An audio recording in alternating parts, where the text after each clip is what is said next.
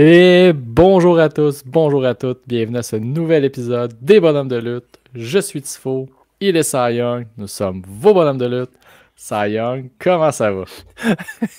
Toi, là, à ce temps que tu t'es fourré la semaine passée dans ton intro, t'as décidé de revenir à ton classique. C'est bon, c'est bon. J'étais pas loin de lire un communiqué de presse pour m'excuser d'avoir voulu scraper un classique et une certaine continuité pour nos auditeurs, donc je m'excuse officiellement.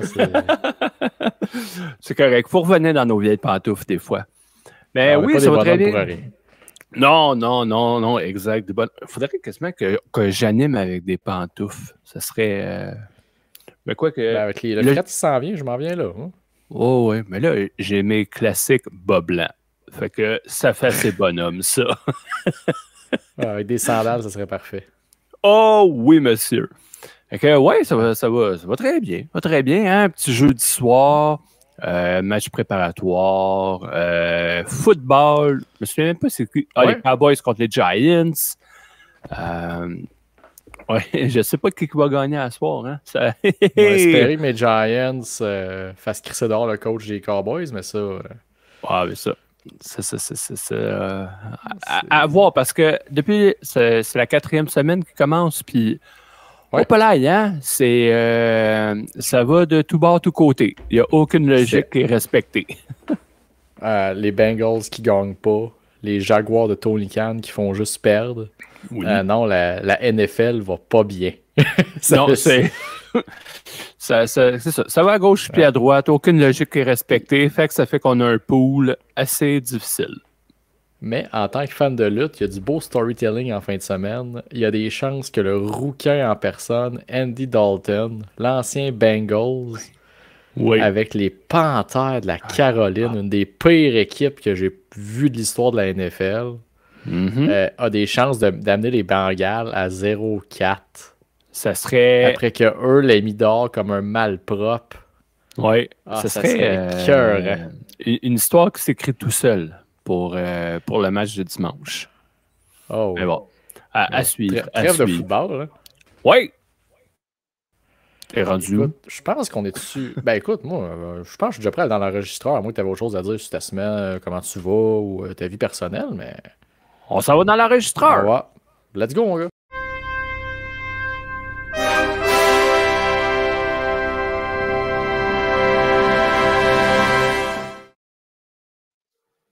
Premièrement, fuck you.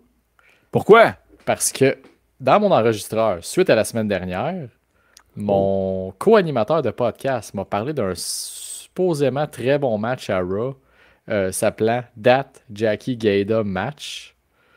Donc, je suis allé le voir. Et écoute, premier constat sur mon lit de mort, je vais sûrement t'en vouloir dans mes dernières minutes à me dire Chris, je les ai perdus à cause de lui. Ça, puis mon cousin qui m'a fait écouter Two Girl One Cup, tu viens de le rejoindre sur le lit de mort. C'est fucking terrible. Je l'ai pas écouté encore. Mais je me souviens d'un spot, par exemple, puis là, tu vas pouvoir le décrire un peu mieux que moi, mais il me semble que Trish, elle essaie de faire un bulldog de la deuxième corde. Elle passe par-dessus Jackie, puis Jackie, à un moment donné, elle se rend compte que Trish est rendue à terre en avant. Ah, OK, il faut que je tombe. Fait qu'elle se garoche, je fasse la première à terre. Pas besoin de le décrire, tu l'as fait à la perfection. Ah, c'est ça! C'est dégueulasse. Mais le pire dans tout ça, là, c'est pendant que, mettons, Gaida puis Nowinski font leur entrée, t'as un vieux monsieur mêlé, là, disons de Jim Ross, qui vient dire « Those are outstanding in-ring competitor. » Ouais, mais il n'y avait pas le choix de les vendre, là. Il venait de Tough-Enough. Sacrément. Vendre? Mais pouce égal, mon homme. Ciboire. Hey, fuck off, JR. C'est pas... T'as beau essayer, là. Non. Oui, mais en même temps, est-ce que c'est lui ou ben non, c'est la personne qui criait dans les oreilles? Tu dis ça. Faut que t'es vendes, faut que t'es pouces. Moi, t'avoue qu'il y a des fortes chances que ce soit le vieux fou qui criait dans les oreilles. Il y a des bonnes chances. Mais à part regarder des navets, là, qu'est-ce que tu as regardé là, cette semaine? Ben, c'est quand même smooth parce que je suis dans un gros binge-watching d'un documentaire que je sais pas si t'as entendu parler là, sur un certain Monsieur McMahon. Ah, ça me dit rien. Ça me dit rien. Ça me dit rien, mais je sais qu'on a un épisode spécial à venir, donc pour les gens qui écoutent, j'en dirai pas plus. Mais c'est ça, je suis pas mal là-dessus, intense depuis. Tu sais, c'est pas la fois que tu Depuis écoutes hier. tranquille en travaillant, mettons, puis Ben non, tu veux ben l'écouter non. pour vrai, puis écoute, j'ai des notes, là, c'est terrible comment il y a du stock à parler. Là. Mais C'est. ouais, ben, hey, dis-en pas trop. Dis-en pas Non, non, trop parce j'arrête. que on va. De un, moi, j'ai rien écouté encore. Je l'ai dit à ma blonde en fin de semaine, j'ai un 6 heures de documentaire à regarder. Euh, mais je sais pas quand est-ce que je vais l'écouter en fin de semaine, mais il faut.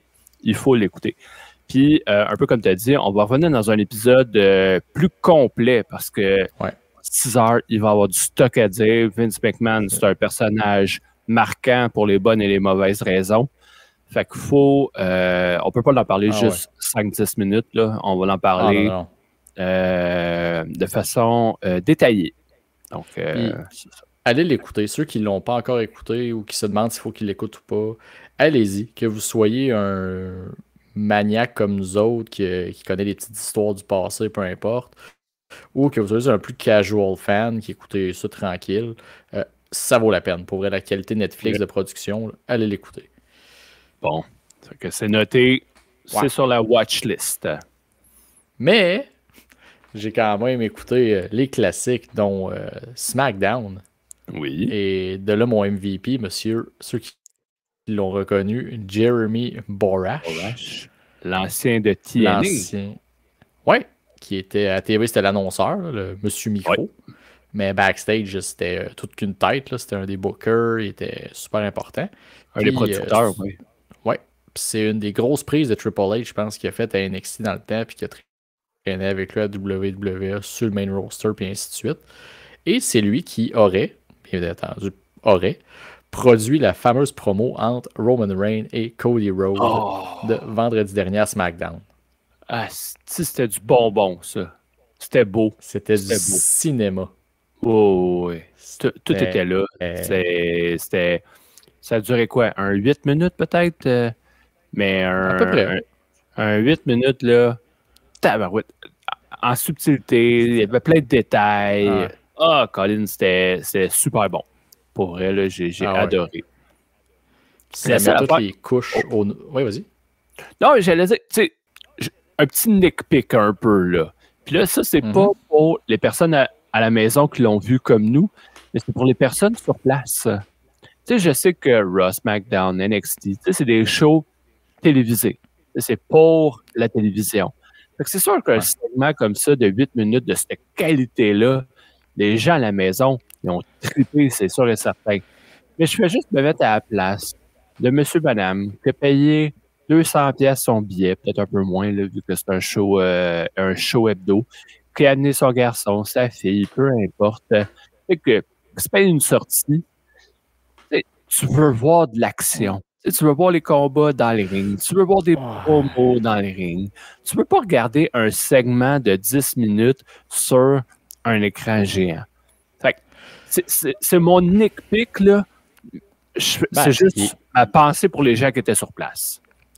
Il est justifié parce que c'est vrai que c'était un long 8 minutes quand même quand tu es sur place. Mais quand tu vas assister à un taping TV, je veux dire, les gens qui vont assister à des taping TV d'émissions au Québec, mettons, de variété ou chose de même, savent que ça peut être très très long, puis tu sais dans quoi tu t'embarques quand tu y vas. C'est sûr, c'est sûr. Mais, tu sais, c'est pour ça, c'est vraiment du nitpicking, là, mais en bout de ligne, je suis bien d'accord avec toi. Ce segment-là, ce court-métrage, ce vidéo, appelez ça comme vous voulez, c'était wow! Ah ouais, puis ça. Dans le fond, dans mon enregistreur, ça va être un résumé de. Je trouve que cette semaine, tout le monde que j'ai écouté, que ce soit WWE en étant Raw, SmackDown, NXT, et même All Elite avec Grand Slam, tout le monde, je trouve, au niveau production, là, l'a sorti du stade cette semaine. OK. Je trouve que niveau de produit de télé qu'on a eu, niveau de la production, de la qualité, je trouve que tout le monde a eu une super belle semaine, autant qu'All Elite, Grand Slam. Il y a ses hauts, il y a ses bas, mais le show, pour moi, c'est un succès. Dynamite, c'est un solide show. Ben oui. un solide show. Même... En tout cas, je te laisse aller avec ton point, là, mais Dynamite, quand je vais en parler, oh là là! Ben, je vais passer rapidement à mes points des autres shows que tu as peut-être moins vus, puis on prendra le temps de revenir sur Dynamite comme il faut parce qu'il vaut la peine qu'on en parle comme il faut. Tu sais, Raw, c'était quand même un bon Raw en général. Je trouve que, comme à toutes les semaines, les monstres qui s'entretuent, j'en veux toujours plus. Puis je pense qu'on va être gâtés la semaine prochaine. Oh oui! C'est un highlight à tous les semaines. Moi, Braun Strowman, c'est même qu'ils l'ont introduit quand il s'est séparé de la Wyatt Family au départ, quand il tuait Roman Reigns à tous les semaines. J'aime retrouver ce Braun Strowman. Oui, parce qu'il est zéro technique, il n'est pas capable de vendre. Strowman, c'est... Tu fais faire le monstre backstage à lever des poutres puis lever des structures de métal. C'est là qu'il est à son meilleur. C'est en plein ça. Puis tu veux pas plus. Ça. Tu veux qu'il fasse sa job. C'est tout. T'en veux pas plus de lui. Quoique, je sais pas si t'as déjà vu le segment où il faisait du genre de gros violon géant puis qu'il chantait une tune à Elias comme quoi qui va get these hands, mais ça date de genre 2017. Là. Oh boy, mais c'était de la bonne comédie quand même. C'était un bon classique de Braun Strowman. Moi, j'avais beaucoup aimé. OK, je le concède. Mais ça fait que, tu sais, Raw, j'ai une note qui est quand même Chris que Dominique Mysterio est porno. Je trouve qu'avec sa stache, ses cheveux longs, son look, il dégage de la porn, on dirait, comme odeur. Là. Le Run Jeremy 2024, Colin. Ah ouais, c'est les cheveux longs, la moustache, le look avec l'espèce de, d'overalls, de salopette. Oui. Fait que c'est débile. C'est laid. Hey, mais il faut de l'audace, pareil, pour se promener à tous les jours avec ce look. Je lève mon chapeau. Ah oui, puis il le porte bien, ce look. Étrangement, c'est pas tout le monde qui pourrait porter ça. Oh, bien, je dirais pas jusque-là, mais il le porte de façon assumée. Ça, c'est indéniable. Puis, en parlant d'assumer, il faut que tu assumes les prochaines secondes où je vais vanter la victoire de Jey Uso. Écoute, je sais qu'est-ce que tu penses de Jey Uso. Il faut quand même donner le finish du combat. Comment que Joey Tessitore, bref, le commentateur, le play-by-play. Le climax de fin du combat, la foule qui embarque, Tessitore qui le vend comme ça devrait être vendu. Le moment était là. C'était un beau moment de Raw qu'on va revoir dans les vidéos package à pu finir. Puis je comprends ta frustration avec la victoire de Jey Uso, mais c'est pour the greater good, comme on dit. T'as pas l'air convaincu, là, mais... Oh, regarde, je pense que j'ai assez parlé de Jey Uso, j'ai même plus besoin d'en rajouter. Dans mes notes, c'était marqué Jey Uso, really? C'est tout. Ben oui, c'est ça. Mais qu'on reparle de la Bloodline dans quelques semaines en préparation de Wargame, tout va faire du sens. Ah, ben oui. Qu'est-ce que ça donne d'avoir Jey Uso, champion intercontinental, alors qu'il s'en va à Survivor Series dans le Wargames? Ben écoute, moi je m'appelle Roman Reigns, j'ai plus de ceinture, j'ai plus de Bloodline, j'ai plus rien. Je m'en vais vers Jey Uso, viens m'aider. Alors que lui, il a une ceinture, des amis, il est au top de Raw. Faut qu'il travaille pour le convaincre. Ouais, mais la ceinture, qu'est-ce qu'elle va venir amener dans cette histoire-là? Que Jey Uso n'a pas besoin de Roman pour être au top. Fait qu'il va pouvoir jouer comment on dit ça? Le hard to get, là. Falloir qu'il chasse pour aller le chercher. Il va falloir qu'il travaille fort. Fait que, tu sais, au-delà de sa lutte ordinaire. Puis je vois du monde faire des comparatifs de Jey Uso, c'est le Jeff Hardy, comme Jeff Hardy en 2008 quand il est devenu champion. Je vois des parallèles. Parce que Jeff Hardy en solo, c'est pas le lutteur que tout le monde pense. Non. On a des beaux souvenirs, mais c'est pas un grand lutteur. Fait que tu sais, il tombe dans cette catégorie-là. Fait que juste le souligner, on a un nouveau champion à Raw. Je pense qu'il n'y a rien d'autre de bien important à dire sur Raw, Non. Fait que je pense que je vais te laisser aller avec ton enregistreur et surtout nous amener tranquillement vers Grand Slam. Ouais, ben là, tu as parlé de Raw, SmackDown, NXT. J'ai pas vu grand-chose, là, mais j'ai vu la fameuse promo entre Wesley et Zachary Wentz. C'était bon. Des F-bombs à profusion, mon chum. Sans retenue. C'était bipé à fond la caisse, mais c'était bon. Il y avait de l'émotion là-dedans, fait que j'aimais ça. Ça nous a investi dans le combat qu'ils vont avoir la semaine prochaine, je pense, à Chicago. Ouais. Ou à Saint-Louis. À Chicago, la semaine prochaine. Ouais, parce qu'à Saint-Louis, il n'y a pas une tonne d'affaires annoncées. Tu as D'Angelo contre Obafemi. Puis tu as Randy Orton contre Javon Evans. Ouais. Fait que non, ça va être la semaine prochaine à Chicago pour la première sur CW. Fait que non, moi, cette promo-là, j'ai bien aimé ça, mais j'ai pas regardé autre chose de NXT. Puis avant qu'on parle de Dynamite, je voulais te parler de Sans restriction Chrono 2. Oui, c'est vrai, tu as été là. Oui, je me suis tapé un aller-retour à Québec vendredi soir pour aller voir ce gars-là. Fait que, passé une belle soirée. J'étais avec Gab La Promesse. On ne savait pas ni un ni l'autre qu'on allait être là. Puis on s'est croisés. Fait qu'on s'est assis un à côté de l'autre. Fait que, tu sais, sur la carte, là, on a eu Laredo Kid contre Travis Toxic. On se l'était dit la semaine passée que ça allait être excellent. Oui. C'était excellent. Ça bougeait dans le ring. C'était beau à voir. Matt Cardona contre Michel Plante. Ça l'a livré la marchandise. Puis là, je fais pas de mauvais jeu. Là. Marchandise, la table de merch. Fait que non, je faisais pas de dit de deux gars fucking over qui s'affrontent. Ben oui. Fait que Michel, il était over, puis même que la foule le réclamait au début du gala. Pour vrai, ça scandait Michel. Puis non, c'est pas tout de suite le combat de Michel. C'est plus tard, mais quand il est arrivé, pour vrai, il a l'air d'un dieu là, à Québec. Puis je pense que dans les fédérations où est-ce qu'il passe, il est vraiment over avec tout le monde. Fait que, tu sais, c'était un bon combat. J'ai parlé un peu avec Matt Cardona. Puis là, comme j'ai dit, sa table de merch, elle est tout le temps pleine. Fait que j'ai fait 2 achats qui se retrouvent maintenant dans l'enclos. Fait qu'on peut voir en haut à ma droite une main en mousse. Un doigt en mousse ouais, c'est ça, celui-là. Bien mérité.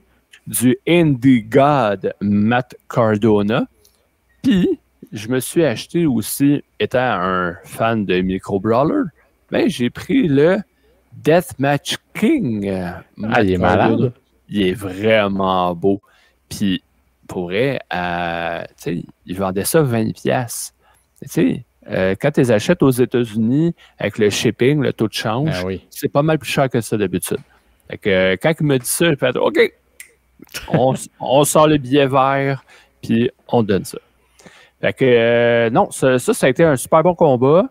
Ensuite, on a eu le tournoi avec les matchs de 4 minutes. Je dirais que ça me laissait un peu sur mon appétit. Parce que plus.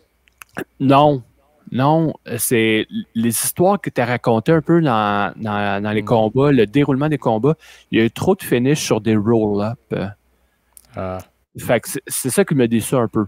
Fait que, tu sais, je comprends, c'est des matchs de 4 minutes, c'est rapide, tu n'as pas le temps de faire beaucoup de choses, mais tu sais, il y a eu trop de roll-up pour terminer à mon goût. Colin, j'ai trop de notes là. Frankie the Mobster, il a eu son défi ouvert. C'est Ian Pike qui a répondu. Suivi de Dirty Dango. Je l'avais calé la semaine passée. Fait que 1-0 pour Sai. Fait que mais Frankie, son gear, il était malade. À chaque fois, tu sais, ça doit être du gear qu'il porte habituellement aussi, là, mais d'être proche, le détail qu'il y avait dedans, je sais que Frankie, il a tout le temps du gear qui a de l'allure, mais là, de le voir, il y avait vraiment, c'est ça, ça avait l'air d'être une peau de serpent, bref, c'est super beau. Wow. Ouais, j'avais une fixation là-dessus. Puis, Dirty Dango, déception, il avait l'air d'un gars qui est juste venu chercher son chèque de paye. Fait que, tu sais, le combat, dès qu'il est terminé, il est allé en arrière, il n'était pas impliqué dans la décision, il a sacré son camp, puis je ne l'ai jamais vu à la table de merch ou dans la salle. Donc, regarde, peut-être ça ne tentait pas.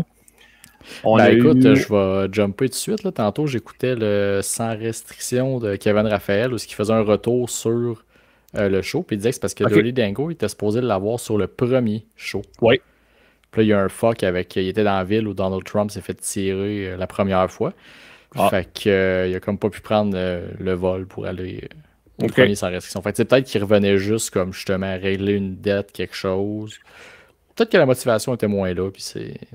Peut-être. C'est un peu plate pour ceux qui avaient. Avoir su, ça aurait été Brian Myers, comme je l'avais dit, puis peut-être que ça aurait pu se tenter. Peut-être, on ne sait pas. Okay. Mais bref. Puis il y avait le main event entre Zach Patterson et Marco. Ils ont bien fait.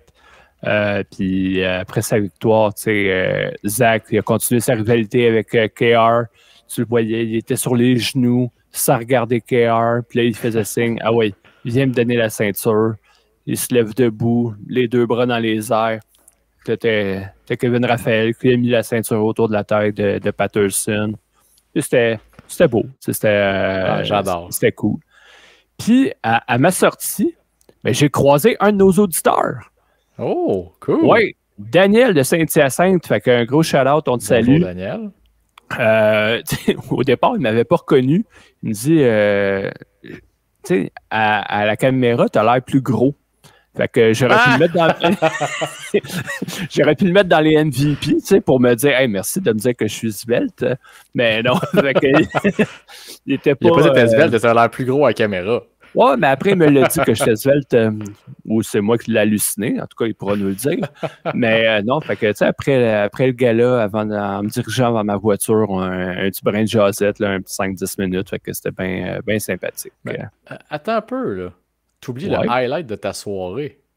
Moi, j'ai vu passer ça. T'as rencontré une légende de la lutte au Québec. Eh boy, je m'en souviens même plus, là. Que j'ai rencontré. T'as pas rencontré Golden Greg? Ah, ben oui! Oui! Eh oui, j'ai même pris une photo avec lui, Colin. Hein? Eh oui, il t'a fait ce tonner-là quand même. C'est impressionnant, là. Ben oui, mais quand je l'ai vu, puis là, c'est Gab, il me dit, ah, ben là, il y a Golden Greg. Je l'avais pas reconnu au début, évidemment, il n'y avait pas son gear. Fait que, en tenue de ville, il est méconnaissable. Mais, fait que, il était juste à côté comme au bar, parlait avec quelqu'un. Hey, excusez, tu sais. Fait que là, je m'introduis. Je disais, Golden Greg, ouais, moi, c'est Cy Young. Ah, t'as vu l'illumination dans ses yeux. Pour vrai, là, je pense qu'il était plus content de me serrer la main que moi, j'étais content de serrer la sienne. C'est sûr. Ça se voyait. C'est même lui qui m'a demandé de prendre une photo, là. Non, ça, c'est pas vrai. Ça, c'est moi qui l'ai demandé. Ouais, non, c'est ce que je me disais. Là, il y a des limites à se croire un peu. Mais non, fait que, tu sais, prendre la photo avec lui, bien sympathique. Puis, une belle soirée à Sans Restriction Chrono 2 à Québec. Oh yeah. Et là, dans l'enregistreur, on finit ce segment-là. Ouais. Je pense qu'on peut parler de Dynamite qui a eu lieu hier. Solide show. Oui, il y a eu des affaires moins bonnes, là, comme Mariami contre Yuka Sakazaki. Ça a été plus difficile. Ça a été difficile comme combat. C'était pas terrible. Mais Danielson contre McGuinness. Oh, mon Dieu! C'était bon! Vas-y. J'en aurais pris plus. Je suis resté sur mon appétit, là. Oui, on dirait que je m'attendais. Je m'étais fait tellement d'attentes que j'en voulais plus. Là, puis... Mais McGuinness, ça fait combien d'années qu'il n'a pas lutté? Tu peux pas y en demander de te sortir un 6 étoiles. Là. Tu peux pas faire ça. Non, même pas que je m'attendais à plus d'étoiles ou peu importe. J'en aurais pris plus. J'aurais pris un 10 minutes de plus. J'aurais pris un... Ben ouais. J'en voulais encore. J'étais comme... c'est sûr. Ouais? En opener, puis tu me laisses avec un petit trou dans le ventre de même là, qui... Mais tu comptes ça avec Hook contre Roderick Strong? Ah ouais, ça. Ouais, ça c'était... Mais attends, là, il y a deux choses que tu m'amènes. La première, tu dis en opener, Danielson McGuinness, il y avait une logique pour amener justement Danielson à la fin du show. Avec ça, pas de problème avec ça. La deuxième, Hook contre Strong. C'était pas un... Moi, Hook, tu connais mon opinion que j'ai du gars. Du lutteur, surtout pas du gars, mais du lutteur. Puis, j'ai pas compris à la fin pourquoi on a décidé de serrer la main là, tout d'un coup. On veut-tu montrer un face turn du Kingdom, whatever. Ça, je l'ai pas compris. On va voir s'il y a une suite. Hein, on s'entend. Mais, mon moment préféré pas du combat, de l'après-combat. Le FTW is out. Retiré à nouveau. Oh mon Dieu, j'étais heureux, j'ai crié « Enfin! » Sacrifice, c'est le fun. Fait que ça en fait un de moins dans les jambes. Là. On a parlé la semaine passée. Là. Un titre de moins à gosser avec. Là. C'est parfait de même. Parfait. Les Bucks contre Fletcher puis Ospreay. Tabarouette que c'était bon. La foule allait embarquer dans ce combat-là, ça n'a pas de sens. Puis, tu sais, ma note, c'est cool. Les Bucks, ils n'étaient pas sur le pilote automatique pour celui-là. Visiblement, les Bucks nous écoutent. Clairement, on est international. Ils n'ont pas aimé mes promos. Ils n'ont pas aimé tes promos? Mes propos. Tes propos, ok. Moi, je sais tes promos. Quand est-ce que tu fait des promos, toi, là? Fait que ce combat-là, moi, j'ai trouvé super bon. Puis Mox contre Darby. Darby, là, il va réussir ce que Ric Flair n'aura jamais réussi à faire, c'est-à-dire mourir dans un ring. Hey, son bombe à travers les cordes dans le coin sur le Irish Whip, là, pour tomber à l'extérieur. Tabarouette! Le gars, il n'a aucune conscience de sa santé, aucun souci. Lui, je me casse un os, c'est pas grave, ça va repousser, ou on va me mettre une plaque de métal puis une vis, puis ça va être correct. Ouais, ça, c'est un peu problématique, par contre, là, mais à un moment donné, ça fait un bon spectacle, mais la fois qu'il va crever dans le ring, que ça va moins bien paraître. Ouais, mais tu sais, il est pas proche de crever, là, on s'entend, mais c'est juste que... Un peu, là, le gars, il allait monter le Mont Everest. Là. Ça, c'est le genre de gars qui va le monter puis qui revient pas, généralement. Là. Non. C'est correct qu'il ait monté le Mont Everest, là. Voyons donc. Là, t'es-tu en train de... T'es-tu dans ceux qui disent que monter le Mont Everest, il va aller se tuer en faisant ça, là? Ben, une personne normale, non. Darby Allin, on sait jamais. Pourquoi tu restes tué en faisant ça, Colin? Il va être avec d'autres mondes. Puis... Ben oui, là. Ben oui, mais c'est dangereux, oui, mais tu sais, il y a du monde, puis il y a mais le gars, tu sais qu'il est pas qu'il est épais, mais il fait pas attention. Tu sais, je veux dire, il fait pas attention à sa propre santé, à son travail, imagine dans sa vie personnelle. Ouais, mais bon. Tu sais, en tout cas. Correct, moi, j'ai aucun problème à ce qu'il ait monté l'Everest, ça. Aucun. Mais non, je suis pas le plus grand fan de Darby, fait que...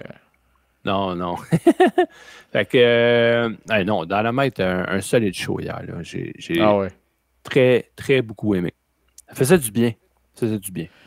Ben oui, surtout que, justement, ils ont voulu faire un genre de pay-per-view avec ça.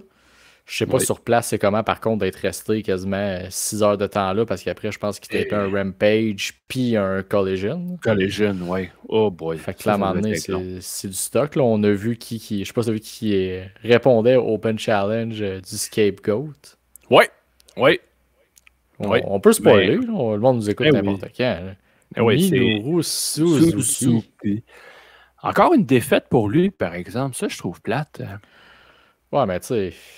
Je comprends que le gars, il est vieux, puis sa job, c'est plus de gagner des championnats ou quoi que ce soit, mais à un moment donné, là, c'est correct de mettre les autres over.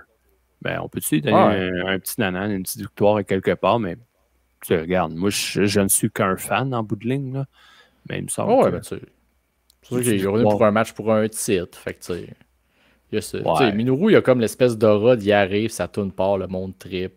Il vient faire son petit tour, il perd, il s'en retourne. Tout le monde a eu ce qu'il voulait, puis... Oui, non, c'est sûr. Mais bon, je vais m'organiser pour l'écouter, là, juste pour le Kazeni Maré. Kazeni Naré. Je m'essaye pas. Je te laisse te caler, je m'essaye pas avec ça. Ah oui, patine le grand, laisse-toi. Oh oui. Tu vas être duvel, tu patines, aussi. Fait que en tout cas, ça ressemble à ça, là, mon enregistreur cette semaine. Parfait, ça. Mais de toute façon, on a une petite discussion de bonhomme en continuité avec les dernières semaines qui nous attendent.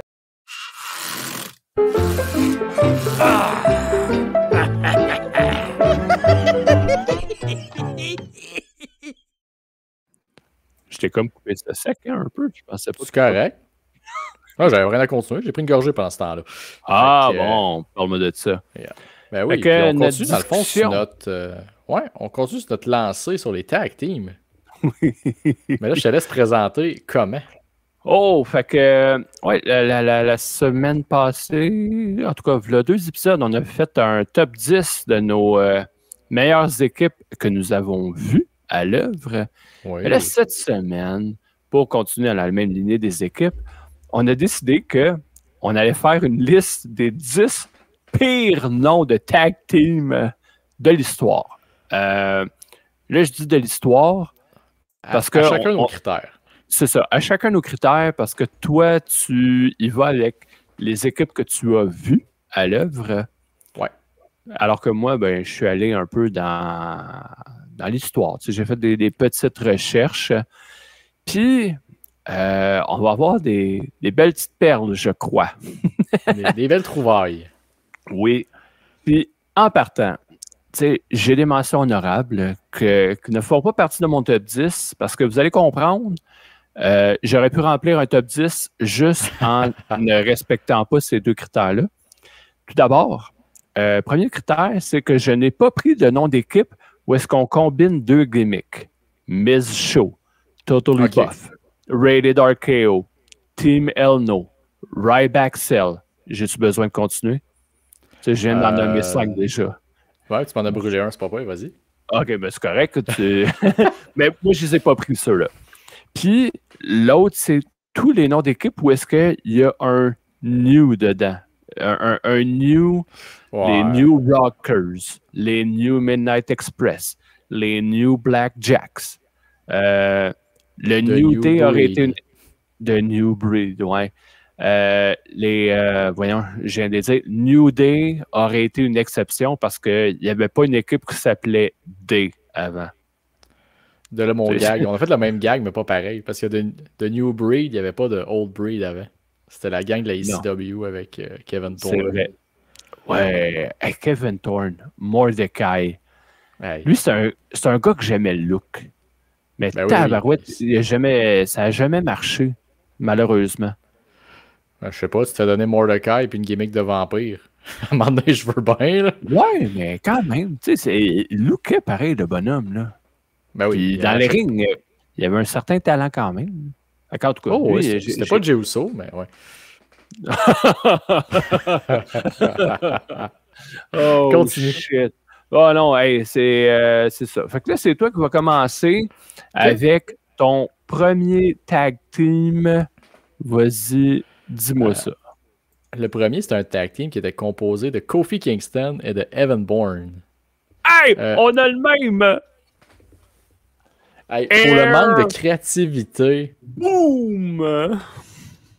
Sérieux, c'est tellement lazy comme nom. C'est de la calique de merde. Je suis désolé, là, mais... C'était dégueulasse.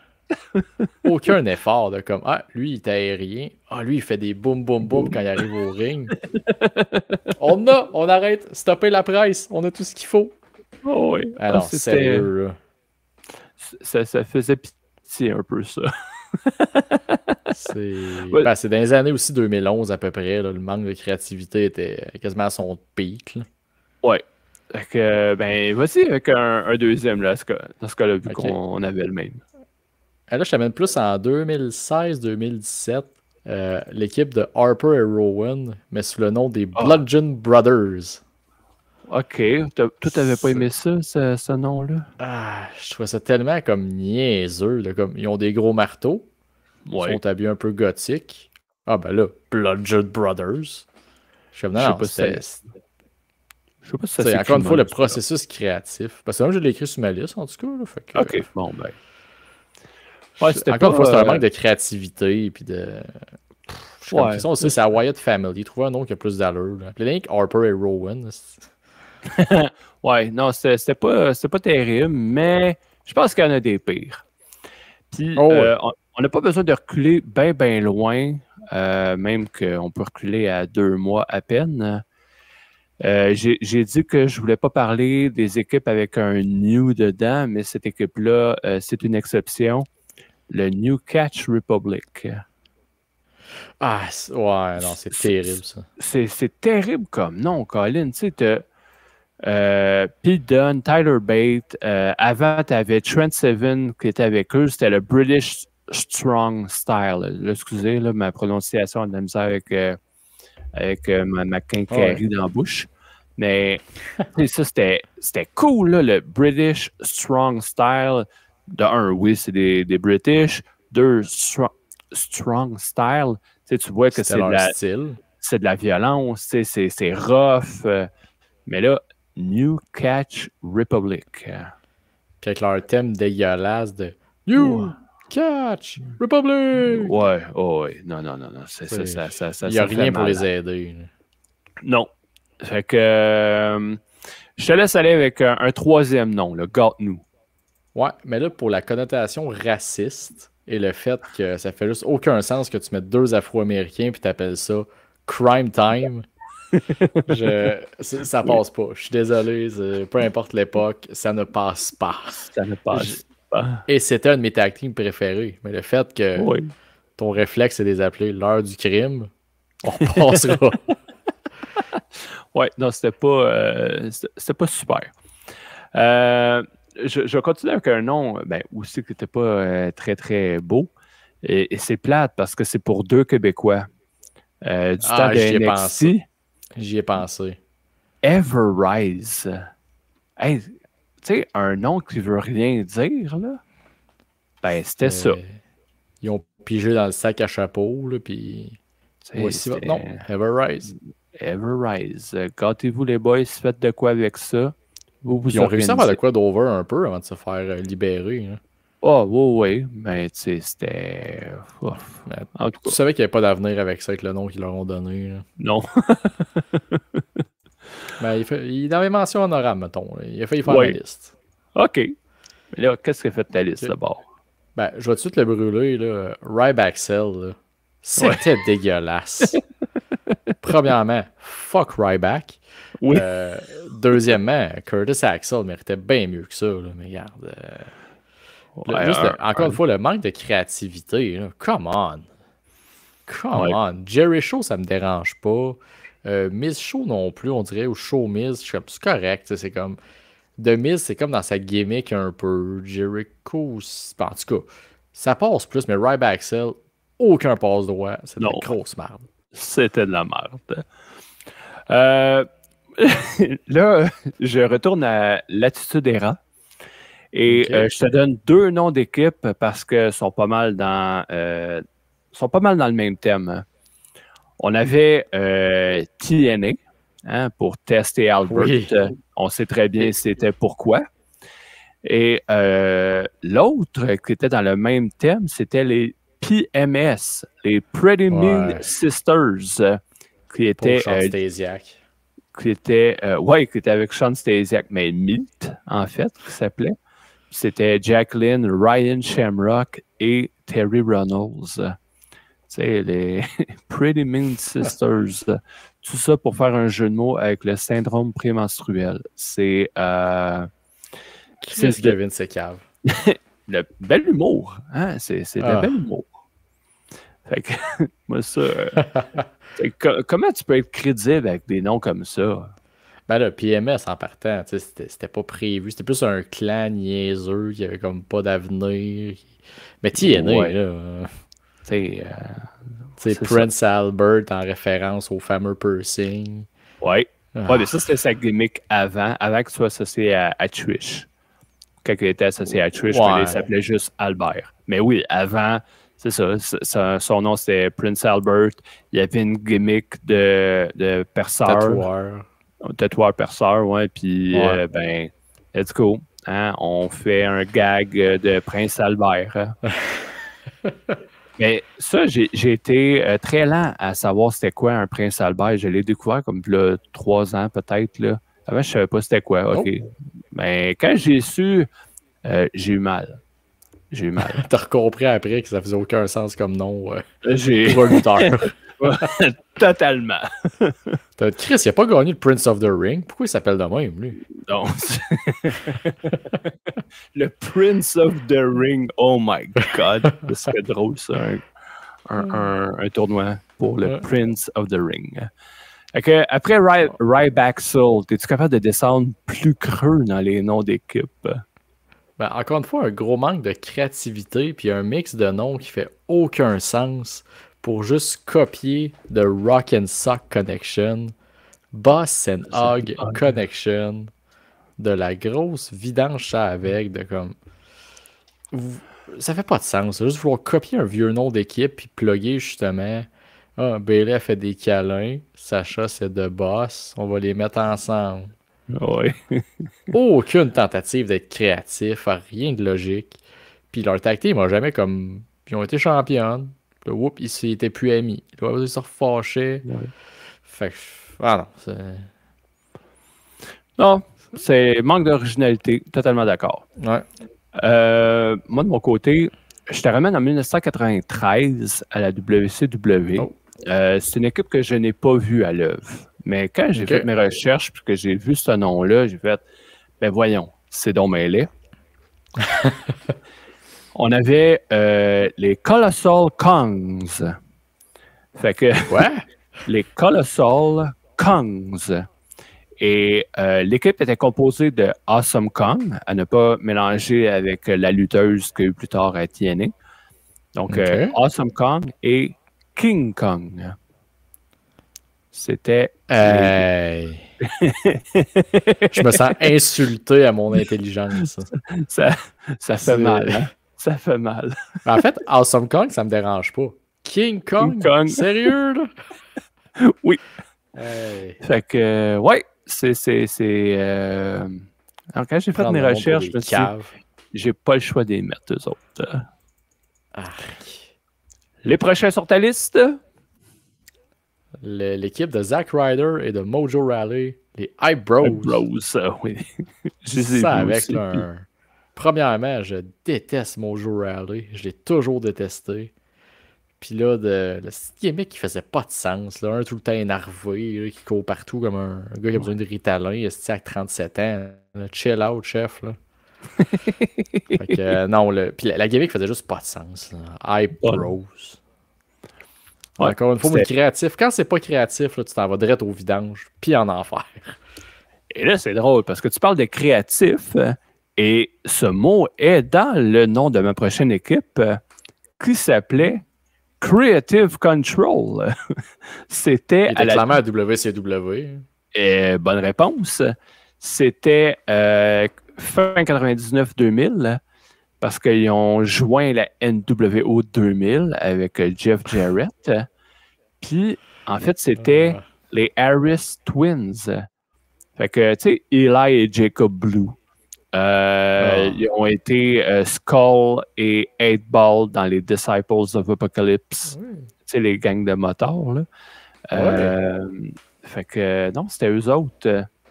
Puis ça a l'air que c'était comme une shot envers Pat Patterson puis Gerald Briscoe, qui étaient les Stooges à Vince McMahon. Fait que, il s'appelait Gérald... C'est comme ça qu'il s'appelait? Gérald et Patrick. C'était leur nom. Je sais pas. C'est très peu subtil. Fait que Creative Control. Ouais.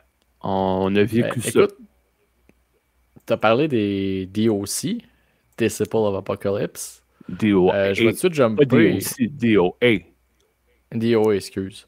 DOC, c'est un autre mauvais nom de tag team, mais ils sont pas dans ma liste. J'ai des anciens rivaux de ce gang de motards. The Truth Commission. Ouais. Avec Kurgan, The Interrogator. Ouais. Recon, Sniper, puis Tank. Tous des noms super cool de comme de l'armée, puis de non, c'était. C'est original, on va leur donner. De Jackal. Qui était Jackal. Don Callis. Qui était Don Callis. Avec une belle chevelure. À ce moment-là, il avait ses cheveux longs et noirs. Là. Long, noir et passé au fer plat. Parce que ça descendait très, très bien. Il n'y avait pas un cheveu ébouriffé là-dedans. Puis toujours les mêmes lunettes de soleil qu'il y a encore aujourd'hui. Oui. Ma prochaine équipe, celle-là, tu l'as connue, c'est sûr et certain, composée de Al Snow et Steve Blackman. C'était Ed Cheese. Parce que Ed, c'était la fameuse tête de plastique Al Snow traînait. Puis, ben, il y avait comme un rib un peu, puis tout, là, pour que Steve Blackman, parce qu'il n'y avait pas de charisme nécessairement. Puis là, Al Snow, il essaie de le faire sortir. Puis à un moment donné, il y a eu une histoire avec Green Bay, je pense. Puis Green Bay, c'est réputé là, pour la tête de fromage. Quand vous regardez les matchs des Packers de Green Bay. Fait que non, ça, là, c'est comme head de cheese, tête de fromage. Ouais, ça avec les créatifs, là. Ouais. Mais bon, l'attitude era dépasse droit un peu plus que. Ouais. C'était l'époque pour essayer des cochonneries de même. Mais. Vas-y, ta prochaine équipe. Je reviens encore dans les années 2009 à peu près. Une équipe qui était à la ECW, revampée. L'équipe de Kalen Croft et de Trent Barretta, dans le temps qu'il y avait des bons partner tag team. Les Dude Busters. Les Dude Busters. Ça avec, c'est un peu comme Ever Rise, c'était comme, hey, Dude Busters, Dude Busters. Ouais. C'est. Ouais, c'est particulier. Puis eux aussi, comme Crime Time, je les aimais. J'ai trouvé cool comme tag team. J'aimais bien Trent Barretta. Fait que j'aimais le tag team, mais le nom, je le trouvais épouvantable, même en 2009. Ah, ben oui. Oh, oui, non, c'est pas très bon. Oups. Hey, Qu'est-ce que j'ai fait, moi, sur l'écran, là? Tu nous as tassé. Pas grave, tu nous ramèneras tantôt. Nous est tassé. OK, on est là. Bonjour. On est revenu. Nous revoilà. Bonjour à tous, bonjour à toutes, et on s'est encore sorti de l'écran. Ouais, je clique pas à bonne place. C'est pour ça. Ça va toujours bien dans ce temps-là. Ça va super bien. Et voilà. OK, ma prochaine équipe. Là, on arrête de vas-y. On va faire une passe à la palette, mais vas-y. Prochaine équipe. Une équipe de jobber à la WCW en 1995, dans laquelle il y a eu un certain Chris Kanyon.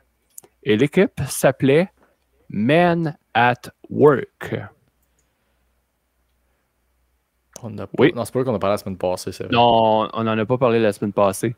Mais ouais, il y avait des chemises carottées avec des shorts en jeans. Le beau look de travailleur de la construction ou des cols bleus.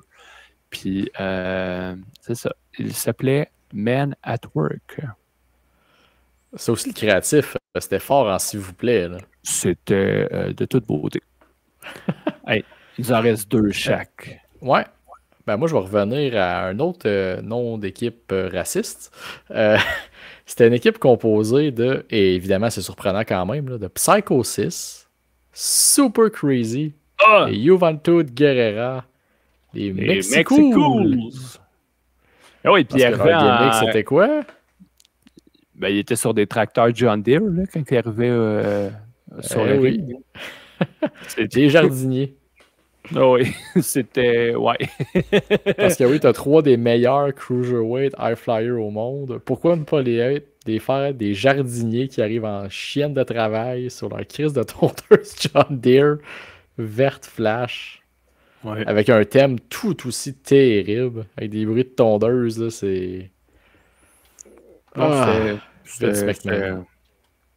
Ouais, puis parlant de Vince McMahon, tu me fais une belle passe à palette parce que le prochain nom d'équipe est carrément basé sur Vince McMahon. Ah non, t'as été là. J'ai été là avec la Voodoo Kin Mafia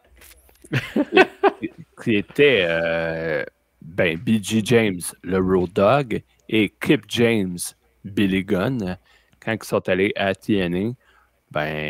C'était la Voodoo Kin Mafia, VKM. Ça, en plus, ça a commencé parce qu'il était en crise, parce qu'ils ont refait la DX l'autre bord et qu'il était pas là.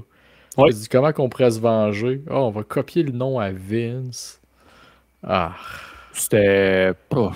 C'est voodoo. Il n'y avait rien de voodoo, les deux, là. Kin. Ça veut dire quoi, Kin? Puis Mafia. Rien dit. Il n'y avait aucunement l'air de mafioso, Colin. Pour elle, la seule personne qui avait l'air de voodoo là-dedans, c'était quand ils ont eu Roxy, Roxy Laveau. Laveau, c'est ça. C'était la seule qui avait un look qui pouvait avoir l'air voodoo. les deux gars, sweet fuck all. C'est deux vieux bonhommes qui voulaient se trouver cool, le style de faire de l'humour de 95. C'était pas bon. C'était pourri. Fait que là, gâte-nous avec la dernière équipe qui fait ton top 10, là, mais on sait que t'aurais pu faire ça aurait pu durer longtemps. Ben écoute, tu sais, j'ai eu des équipes de côté comme les Dicks, on en a parlé. On en a parlé. J'ai laissé de côté. Fait que j'ai été avec un nom d'équipe qui a duré rien qu'une semaine avant qu'il change. Attends. Ah, oui. Le Viking Experience. Let's go! Oui. Aïe. C'était ça, là. Puis je pense au monde qui était à Montréal. Je sais pas si t'étais là, mais... oui, c'est là que je m'en allais. Je me souviens pas si j'en ai parlé ici ou non, mais moi, j'étais justement au Raw à Montréal quand ils ont commencé. Puis là, on voit on entend la musique. Là, on regarde le Titantron. On voit Viking Experience. Là, évidemment, on reconnaît Hanson, on reconnaît Raw. Ouais, mais il s'appelait pas comme ça. Ouais.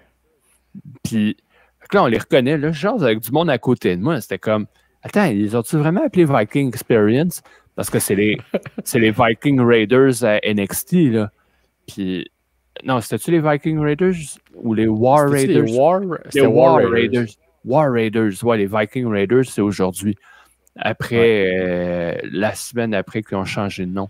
Pour vrai, on était tous comme, mais qu'est-ce que c'est ça, ce nom-là? C'est donc bien dégueulasse. Puis, non, pour vrai, c'est ouf! Puis, j'ai vu un extrait d'entrevue quand même assez récent où est-ce que je pense que c'est Ivar qui disait écoute, il n'y a personne qui aimait ça, là, ce nom-là. Il y a une personne, à un moment donné, je pense qu'ils ont dit ça à la blague, puis il y en a un qui a comme réagi, puis hey, ça va être ça. Puis là, tout le monde se regardait, ça a l'air. Ouais. Mais tout le monde se regardait, puis c'est comme attends, non, tu peux pas être sérieux. Hein. Tu peux pas vouloir vraiment ce nom-là. Ça n'a aucun maudit bon sens. Mais bon, heureusement, ça a duré une semaine, mais malheureusement, ça a duré une semaine de trop. Puis ce qui était fâchant, c'est que c'était une équipe que tout le monde avait out de voir sur le main roster, puis d'avoir leur gros break, puis t'es fait arriver là-dessus. Ça, puis les lancers de hache qu'ils ont fait pendant un bout, là, les compétitions de Vikings, c'est les deux plus bas qui ont vécu à WWE. C'est malheureux parce que Colin, c'est une équipe qui est très bonne dans un ring. Là. C'est une de mes préférés, moi, là. Tu sais, on a fait un top 10 de nos meilleures équipes. Ils n'ont pas fait la cote de ton côté puis du mien. Mais tu sais, quand on parle de gear, de chimie, d'avoir des moves en équipe, ils répondent à tous ces critères-là. Là. C'est juste 100%. Que, bon, pour d'autres raisons, ils n'ont pas fait la cote, mais il reste qu'ils sont très talentueux dans un ring. Ouais.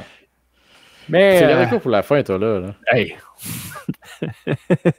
C'est une équipe que je n'ai jamais vue, OK? Mais c'est dans les années 80-90, si je ne me trompe pas. C'est une équipe qui avait des morph suits orange avec des cloches blanches dessus. Et leur nom, je te le donne en 1000, il s'appelait les Ding Dongs.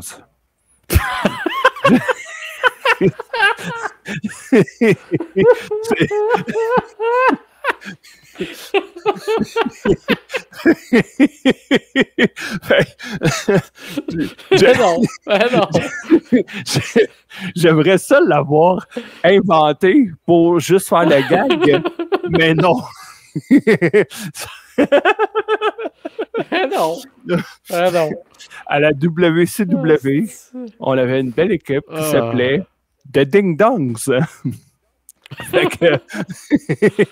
fait que encore là, tu sais, ils ont été à la WCW. Fait que j'ose espérer que c'est sur le network. Puis, je nous donne comme mission d'aller regarder un match des Ding Dongs. On s'en reparle la semaine prochaine, c'est sûr que oui. Les Ding Dongs. Tu peux t'en étouffer. Excusez. Honnêtement, c'est le pire de la gang. C'est incroyable. On a un gagnant. On a un gagnant. Ou un perdant dans ce cas-là, mais oui. Est-ce que je suis cassé là-dessus? Ah, c'est dégueulasse. Non, ben là. Fait que, ouais, là, je sais pas c'était quoi leur nom, par exemple. C'était-tu Ding pis Dong? Non, s'il vous plaît, non. Là. Ben, ça se pourrait. Tu sais, on avait Stephen Well puis Timothy Dunn la semaine passée, hein, qui faisait Well Done. Ouais, je le sais, mais là. On a Awesome Kong puis King Kong qui font les Colossal Kongs. Moi, t'avoues, c'est que King Kong, les deux en bas de ta colonne, là, ils m'insultent profondément. Il insulte l'intelligence humaine. Ah oui. Fait que, hey, ça, c'était nos top 10 de pires noms de tag team. Évidemment, il y en a d'autres là, que j'ai une liste pleine encore. Je pourrais faire un autre top 10 pour vrai. Puis, mais je vais me les garder. Tu gâter puis en pitcher un dernier? Ah, hey, écoute, non, j'en ai. Ben, Viking Raiders, tu t'en as parlé. Viking Experience, excuse. Tu sais, aujourd'hui, le Pure Fusion Collective, c'est dégueulasse. Techno Team 2000. C'était trop facile. Ouais. Il y avait le Can-Am Connection, qui était Rick Martel puis Tom Zenk dans le temps. Lowdown, qui était Dino Brown avec Chaz, l'ancien Headbanger. Il y avait le Submission Sorority. C'était le nom de Charlotte. Ça a duré une semaine. Comme aussi. Les Viking Experience. Pas pour les mêmes raisons, par contre. Non, ils se sont comme rendus compte que c'était lié à de la porno. Mais on a fait, non, nous, essayons d'être PG, même pas PG, on essaie d'être familial, on ne mettra pas ça. Puis l'autre, c'était les Headbangers. Ils ont eu une gimmick qui était les Flying Nuns. Ah, ouais. Ouais. Ça n'a pas duré longtemps. Après ça, ils sont devenus les Sisters of Love parce que c'était Brother Love qui les a managés. Puis, ben, ils sont revenus les Headbangers. Ah, c'est pas mes préférés, c'est pas pour rien. Non, ben les Headbangers, moi, j'aimais l'équipe. Il était divertissant dans les rings. Puis, c'était pas des mauvais lutteurs non plus, de mon souvenir. Mais les Flying Nuns ou les Sisters of Love, oh là là, c'est pas des noms très, très glorieux. Hein? Ah non, vraiment pas. Puis là, en parlant de choses glorieuses, par contre, t'as-tu une petite boîte à aller nous ouvrir? Hey, on rentre dans l'enclos!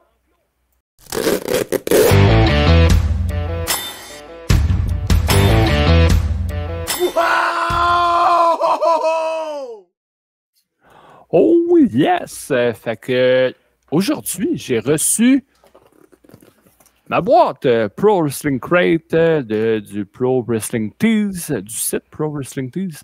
Fait que, comme je disais, c'est tout le temps, maintenant c'est aux 2 mois.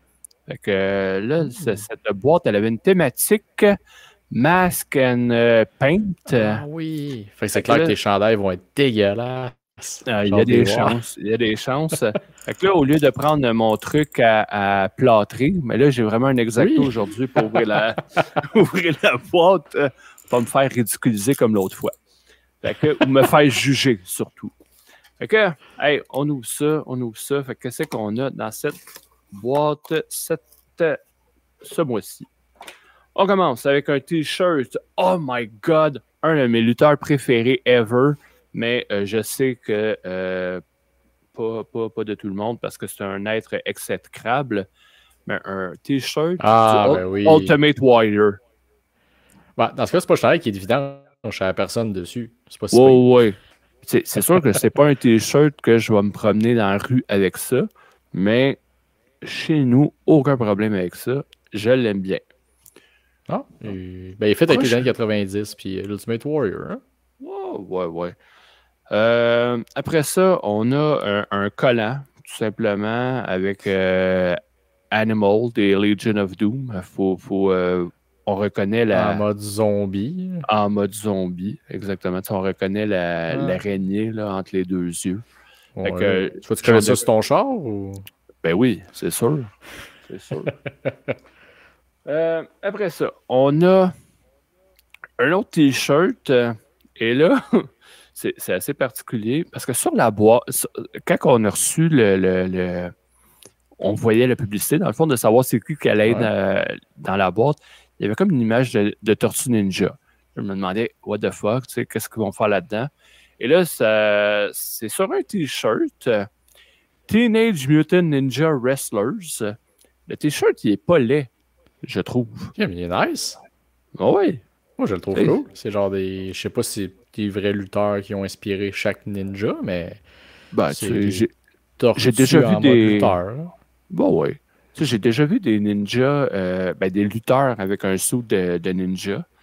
J'ai pas vu ça souvent, remarque, là, puis je l'ai vu plus sur des photos. Mais en tout cas, tu sais, ça fait le job. Ouais, moi, je suis un fan des tortues, hein, fait que je le trouve nice. Prochaine affaire, c'est ce qu'on appelle un Brawler Balls. C'est une balle avec... ouais, merci pour la traduction, hein, tu vas me dire. Encore en mode zombie. Et là, c'est les Hardys. Fait que d'un côté, on a Matt Hardy avec un beau delete dans le front. OK. Puis de l'autre, on a Jeff. Oups, j'essaie de le mettre à la caméra.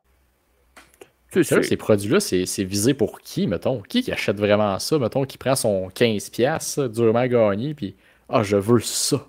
Je sais pas. J'en ai une aussi des Lucha Bros, une balle semblable, parce qu'elle faisait partie d'une boîte aussi. Ouais. Regarde, elle est là, elle est cool. Est-ce que j'aurais payé pour ça? Non. Je l'ai. OK.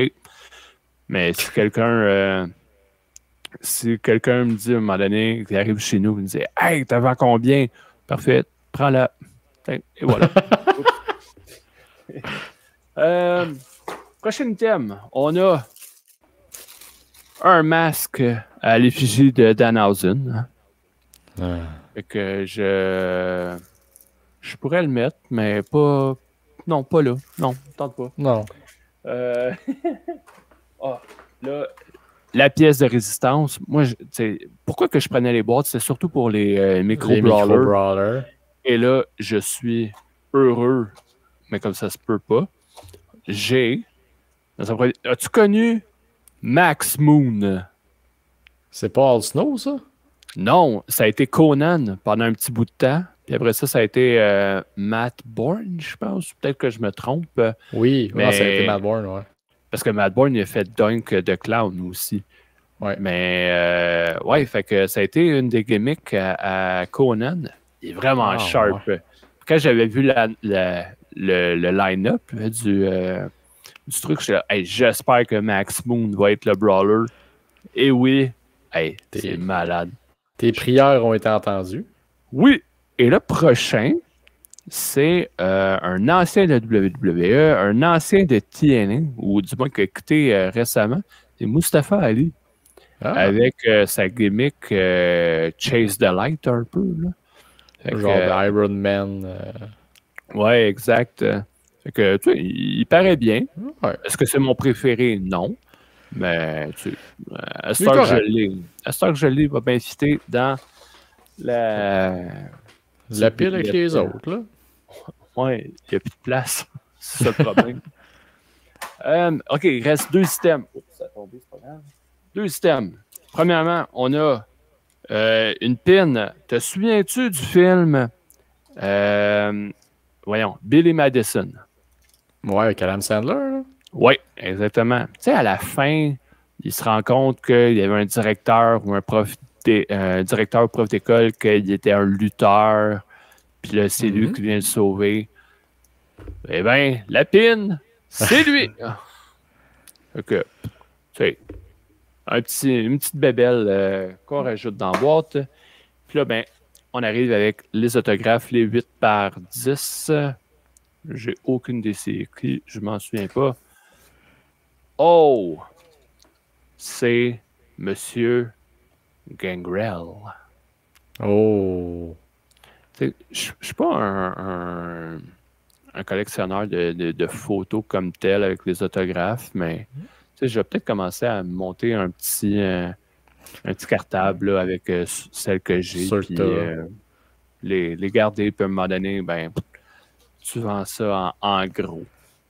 Mais que le Brood fasse son retour à All Elite, tu vas pouvoir vendre ça pour une petite fortune. Une petite pépite d'or. Fait que là, j'ai devant moi, j'ai le contenu de la prochaine boîte. En fait, le contenu. OK. Quelques La lutteurs. thématique. Ouais, thématique. Puis, juste à dire, j'ai cancellé mon abonnement. Ah, tu l'as fait, là? Parce que c'était pareil la dernière fois. Non, mais celle-là, ouais, j'avais-tu dit? Mais quand j'avais vu que c'était les masques et face paint, j'étais comme, ah, c'est toujours cool ça, là, fait que je vais le prendre. Mais bon, là, le prochain, ça s'appelle, c'est des parodies. Oh, shit. Ouais. Fait que là, tu vas avoir King Kong Bundy, tu vas avoir Joe Hendry, The Grinch, Marty McFly. Tu sais, c'est dans Back to the Future. Oui, Darth. Non, mais je sais pas, peut-être que tu connais pas tes classiques. Darth Vader. Je sais pas pourquoi que ça fait là-dedans. Puis MJF. Tu vas en avoir d'autres là aussi, mais bref. À partir du moment que j'ai vu ça, dès que ma boîte était shippée, j'ai cancellé tout de suite j'allais dire ma subscription, là, je sais pas comment le dire en français, mon abonnement. Ta récurrence. Ma récurrence, je l'ai cancellé tout de suite parce que je ne voulais pas avoir cette boîte de boîte. Je suis un fan de Joe Hendry puis je la prendrais même pas. Là. Ben non, ça ne vaut pas la peine parce que, tu sais, essayer de revendre le stock qu'il y a là-dedans au Canada, c'est pas nécessairement évident. Fait que, surtout avec le shipping et tout, tu payes comme 40$ le t-shirt quasiment, là, fait que ça ne vaut pas la peine. Bref, vraiment pas. Une belle boîte quand même, hein? 2 t-shirts qui ont bien du bon sens, 2 brawlers qui ont bien du bon sens aussi, une pin humoristique, une photo 8x10 photographiée qui est dans leur aussi, c'est quand même Gangrel. Une petite tête à côté de ton divan, ne pas oublier, mais que tu fasses ta balieuse.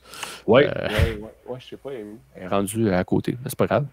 Puis, fait que non, belle petite boîte. Bien satisfait de cet achat. Good. Ben écoute, moi, avant qu'on en aille vers la conclusion, j'ai un petit top 5 rapide pour toi, pour closer ça. Let's go!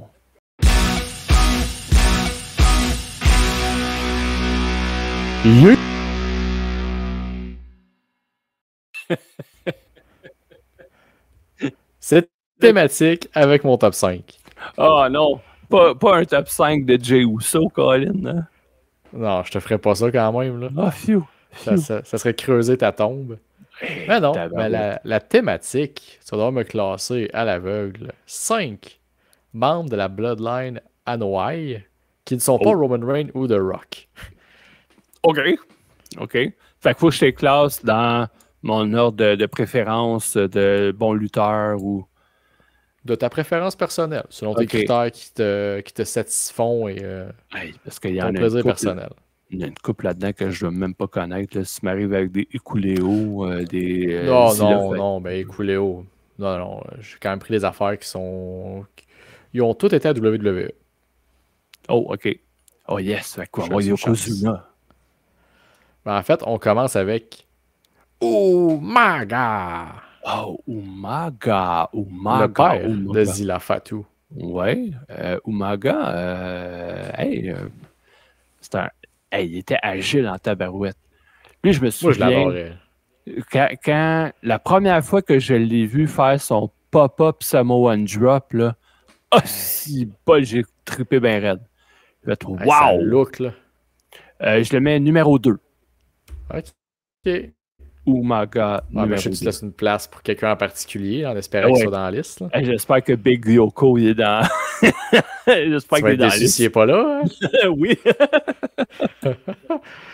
T'as ramassé Jey Uso en premier, tu ne triperais pas? Hein? Ah, non, là, j'aurais mal.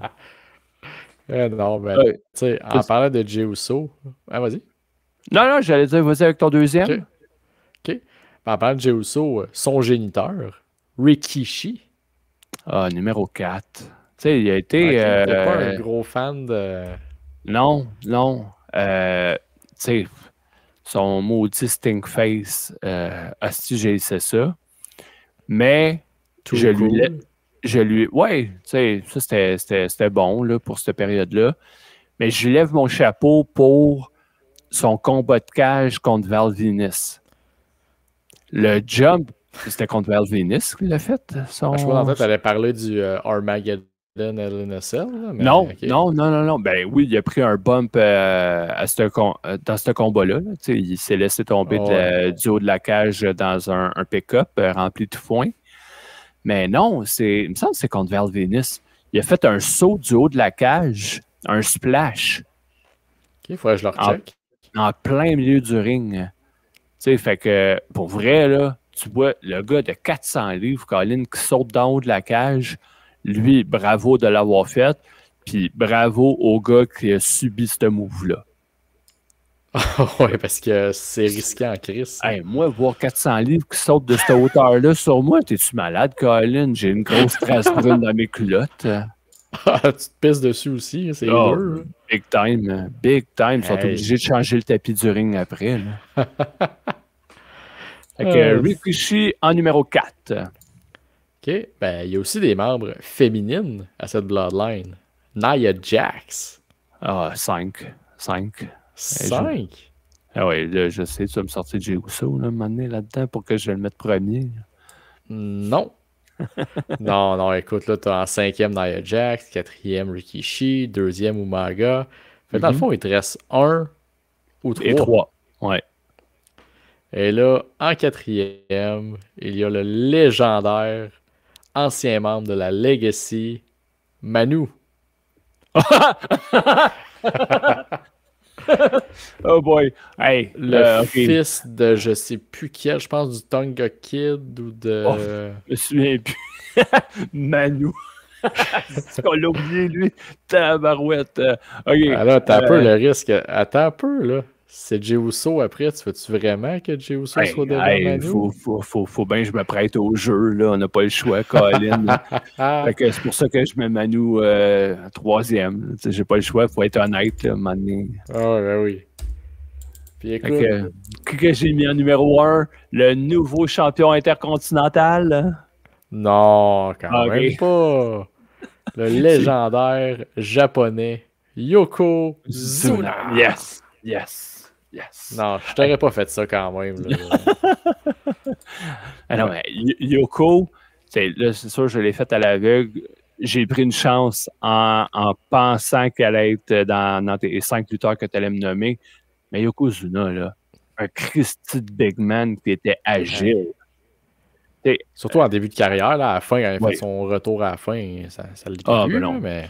Non, puis à un moment donné, là, il était gros. Là, là c'était même plus drôle. Là. Mais effectivement, quand il a commencé à la E, quand il a commencé sa gimmick de japonais, oui, il était, il était pas mal plus gros que les autres, mais il était quand même capable de bouger dans un ring. Ça descend de la cuisse, là. Tabarouette, fallait que tu aies confiance, hein, aussi. Ça, pour son banzai drop, là. Ouais. Excuse-moi, mais on voit souvent passer le gif de je sais plus c'est qui est en dessous, mais il mange le... Sa tête à rentre dans le ring, Colin. C'est dégueulasse. Elle est cachée par les cuisses et les fesses de Yoko tellement que c'est bien renfoncé. Non, puis tu sais, Yoko, là, si ça ne tentait pas, il pouvait carrément pas absorber avec ses pieds et ses genoux puis juste tomber le cul sur le chest du gars, là. Il pouvait. Mais je pense que la majorité du temps, il était professionnel puis il absorbait avec ses pieds et genoux. Mais si il fracture le chest du gars. Fracture, tu dis, Colin, il n'y a plus de côte, il n'y a plus de sternum, le gars, là. S'il est défoncé de bord en bord. Ouais. C'est rendu une crêpe. Pour vrai, c'est... Non, mais Yoko, Colin, je l'aimais. Son Uranagi, il était beau, là, je trouvais. T'sais, quand il levait le gars, puis là, il se tenait sur une jambe puis il droppait au sol. Oh, wow, il y avait de l'impact. Non, c'était tout un lutteur. Mais, c'est ça. À un moment donné, problème. Je pense que c'était volontaire aussi. Oh, oui, je pense qu'à un moment donné. Il voulait prendre du poids. Il voulait être gros. Bon, son choix. Ça y appartient. C'est ça. Mais ça a joué contre lui. Ouais. Fait que c'était ça, c'était mon petit top 5 de la famille NOI qui sont pas Roman Reigns ou The Rock. Ah, c'est intéressant. Intéressant. Fait que non, j'ai été gentil. Là. Manu, c'était ma seule petite prise, mais. Si je l'avais oublié, lui, tabarouette. Fait que si c'était à refaire, lui, il serait 5e, c'est sûr et certain. Nia Jax 4e, puis Rikishi 3e. Mais Umaga 2e, ça a bien du sens. Ça. Ben oui, ben non. Ils ont une belle famille quand même de lutte. C'est hallucinant comme famille, pareil. Hein? C'est pas fini, ça qui est terrible. Ben non.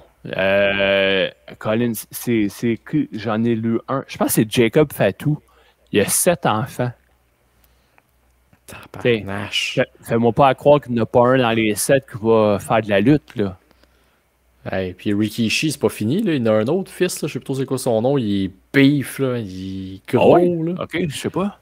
Faut que je recheck son nom, là, mais il est dégueulasse. Là. Il a un esti de menton, puis il a l'air d'un petit Great Khali, genre, c'est... Fait que c'est les fils de Rikishi, il n'y en a rien qu'un, je pense, qui fait pas de lutte là, dans toute la gang, là, fait que... Quand même. On n'a pas fini. Non. On n'a pas fini. Quand Cody dit Wrestling has more than one royal family, non, mais il y en a une qui est plus grosse que les autres. Ouais, les Anoa'i, eux autres, sont au top de la liste. Ouais. C'était pas mal ça cette semaine. Cette semaine, on a eu des belles équipes, des beaux noms d'équipes. J'étais encore fâché des ding-dongs. Les ding-dongs. Ah non, j'étais encore vraiment fâché. Fait que mission pour toi, pour moi et nos auditeurs, allez sur le network, essayez de retrouver un combat des ding-dongs ou sur YouTube ou sur n'importe quelle chaîne de streaming. Mais allons regarder un pur divertissement. Oh oui. Puis restez à l'affût dans les prochaines semaines, notre épisode spécial sur le documentaire sur Vince McMahon avec des invités spéciaux. Fait que là-dessus, on va vous laisser sur le mystère avec Je suis Tifo et le Cy Young. Nous sommes vos bonhommes de lutte. À la semaine prochaine.